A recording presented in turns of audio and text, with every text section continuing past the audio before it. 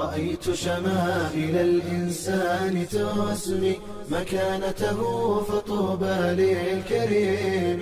يرد السوء بالإحسان فاضلا وذلك صاحب الحظ العظيم وذلك صاحب الحظ العظيم.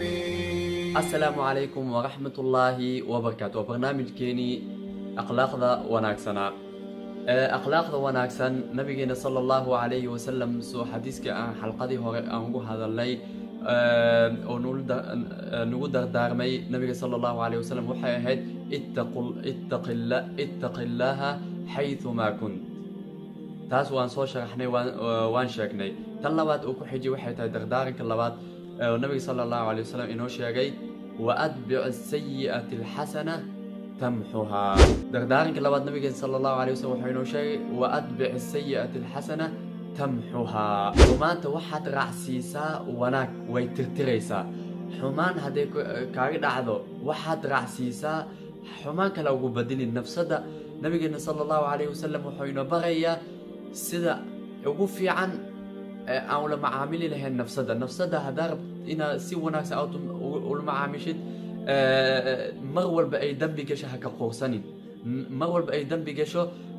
tajdiid oo cusubay oo mar walba rabbigaaga u toobad keen wax wanaag ah samee ama sadaq ama salaad ku dadaal ama wax ama istighfar wax walba oo dambiga tirtira oo wanaag ah samee dambigaas way ka tirtiraysaa fakaanama adigoo dambi lahayn marka mar walba ay nafsadaada dambi gasho waxaad u badishaa waxaad raacsiisaa wanaag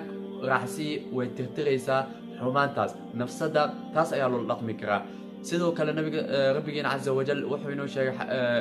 aayadda ahayd innal hasanata yudhibna as-sayyi'at wanaaga way tirtiraysaa xumaanyaasha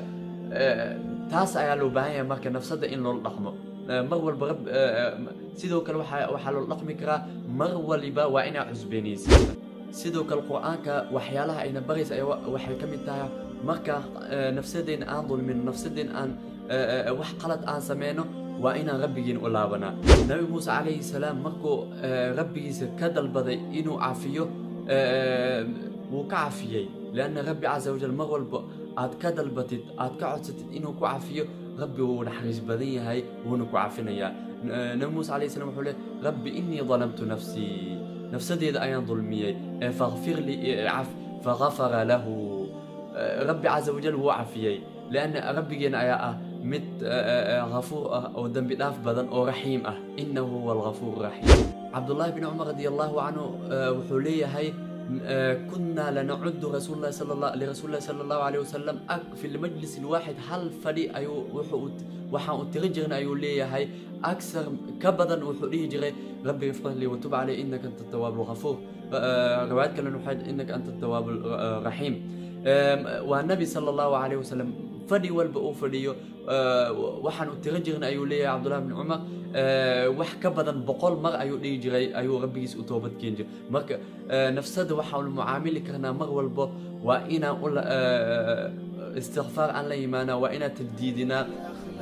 صافا ومعوانا على الخلق القويم وكن بمكارم الأخلاق صافا ومعوانا على الخلق القويم.